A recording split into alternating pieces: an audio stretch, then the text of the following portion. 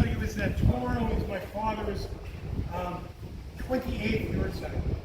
And today is very important for me because it gives me an opportunity to do something special for him. And I think he really wanted this story to be told. And I think that I really, one of the primary motivations when Carly asked me to do it on this day particularly is because of my father's, my anniversary of my father's passing. Now, my parents were the kindest, gentlest, most caring, most humble people I've ever met in my life. I'm 65. And I can tell you this without unequivocally, that they were really, really, very, very, very special people. And I think this story, when I think about my parents' story, I think that my parents' story is one of faith and hope and resilience. And they showed the light of faith and hope and resilience to me and to my children.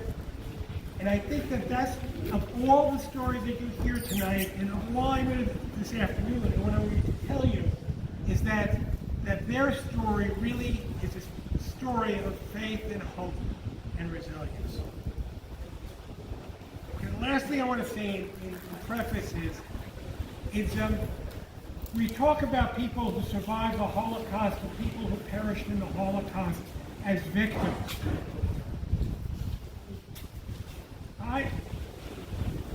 I have a different view. I view those people, my parents, their friends that survived with them, their family that perished, and all the other 6 million who perished as heroes of the Jewish people. And I think that it's important that we reframe the context of our discussion. And when we reframe the context of our discussion to realize that these people were truly heroes of the Jewish people, we start to see the whole understanding differently. A little bit later, I'm going to read a poem that my mother wrote, probably at the end of this talk. I'm going to read a poem my mother wrote. And in this poem, the thought of heroism comes out. And I think that is really, really, really important. And I think that of all the concepts that we have here, in addition to the hope and faith and resilience, the whole concept of hero is really important. Okay, let's start. My mother was born in Koszalewie, Poland. Koszalewie was a small town. Her family were merchants. Her maiden name was Vicarier. Vicariers had a general store in Koszalewie, the only general store in Koszalewie. And additionally, her father was a grain merchant. He was the only grain merchant in the province. They were the only Jews in the province. As it turns out, my mother went to school in a much larger city called Luft. And Luft was a very large city, and when she got to high school, she went to gymnasium there. The gymnasium, the high school was called a gymnasium. And at the gymnasium, in the wintertime, what they would do is they would go out into the woods and they'd go on the sled. She was telling us the story. She would go out on the sled, and the Gentiles in Malava would make fun of the Jews already when she was already in high school, in the mid-30s. And what they would do is when they saw some Jewish kids on a sled, drawn by a horse, what they do is they'd throw snowballs at the sled. So my mother, being as enterprising as she was, what my mother did was she got the town priest to sit on the front of the sled. Children were, high school kids were in the back, and he would sit up in the front with the driver and the horses, and the Gentile kids wouldn't throw stones, or snowballs at the priest, so that they were able to enjoy the sleigh ride. It's very hard for me to understand, to get into that kind of phenomenon, being that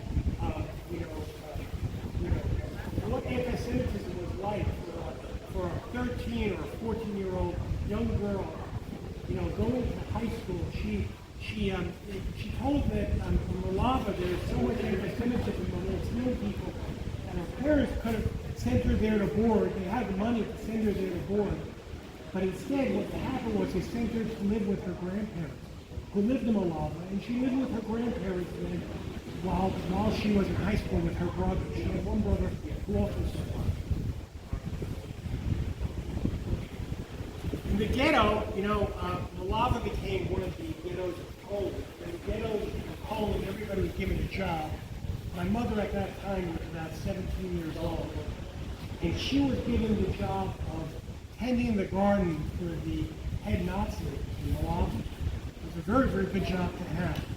My mother, much like my daughter, had a way of being able to work people and work in the moments, so she was able to get things done. And she saw that the job was a good job because she was able to leave the ghetto. The ghetto in Malava got progressively worse and worse. And she was able to leave the ghetto to get supplies for her family. She brought them back. And later you'll understand that this was probably a turning point for her. After the ghetto, in November of 1941, when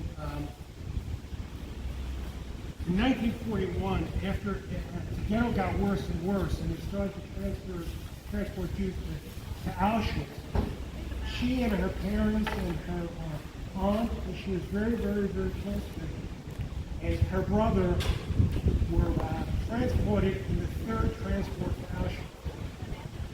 And she tells a story about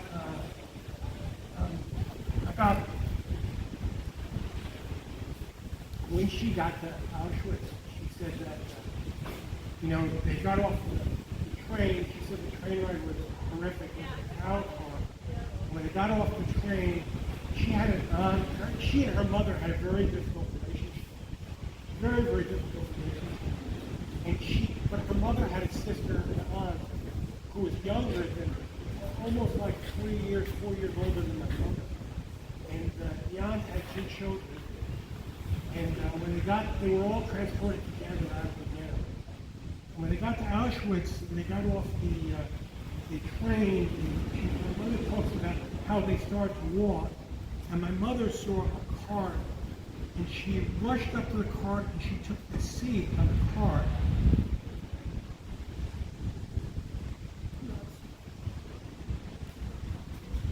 Anyway, so she took the seat on the car, and she saw that her aunt was holding her 2 children. And my mother got off the cart, and she really loved her aunt.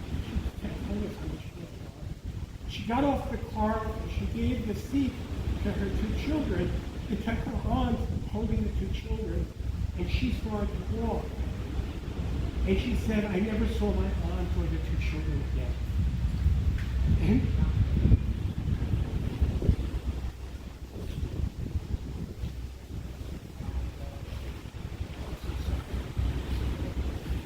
When I hear that story, I think about the guilt that she lived with her whole life.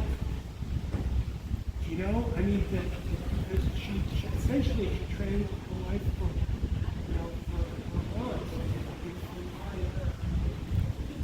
I don't know, all the things she did, that had like the most impact.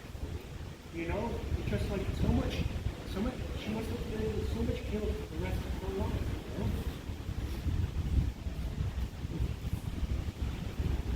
So anyway, so she was in, when she went to Auschwitz, she was in Birkenau, and I don't know if you know about Birkenau, but Birkenau was the most horrific place in the whole world. Nobody came out of Birkenau alive. No matter who I spoke to a lot of people. They all told me that if you were sent to Birkenau, you didn't come out alive. And one night, in the middle of the night, my mother tells a story that the girls were.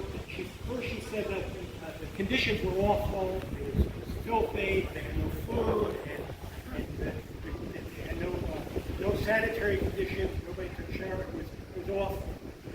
And she said that one night in the middle of the night, the Germans came and told them to all line up, the girls, and line up outside the bunk. So she said we all lined up outside the bunk, and then she said, and I must preface this by telling you, I don't know if you guys know this, my mother had the most beautiful blue eyes, really beautiful blue eyes. And so one night they line up, and she says that they asked all doctors, all dentists, and all agronomists to step forward. And my mother said to herself, well, if they're asking for doctors and dentists, it can't be so bad. And I'm kind of an agronomist. I used to keep the grounds of the head Nazi in the lava. So she stepped forward. And my mother was very short. My mother was altogether probably like just shy of 5 feet. So what happened was the commandant went down the line and he picked the most healthy looking of the girls or whatever, he just picked them. And he was to the end of the line and he came back and she wasn't picked. And as the commandant walked back to the side of the line, my mother said that she yelled to him, she learned perfect German in gymnasium. She said, in perfect German, I yelled at him, and what about me? And she said that he looked at her, and she looked at him, and it must have been 15, 20, 30 seconds, and it said, the little one will come with us also. And she was taken, at that time, she was taken out of Birkenau to the far side of Auschwitz, and she worked in the rubber greenhouses with the rubber plants for the rest of the war. She said that she had food, she had linens,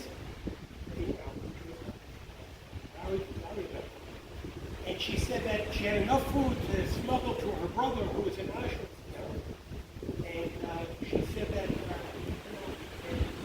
she spent the rest of the war working with the rubber plants, trying to get the rubber out of the plants for, as she put it, for Hitler's tires. That's how she did it. So,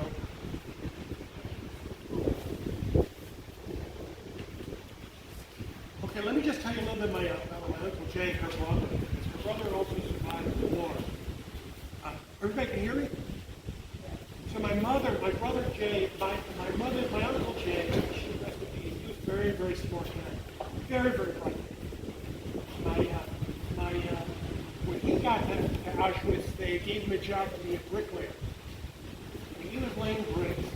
And when my mother was on the other side already, she had become friends with people who made decisions. So she got him a job as a draftsman in Auschwitz. That's where he learned how to start the draft. And he spent the whole of the war as a draftsman for the Nazis, drafting, buildings, whatever. After the war, he went to the University of Stuttgart to get his degree in engineering. And when he got into the University of Stuttgart, they gave him half his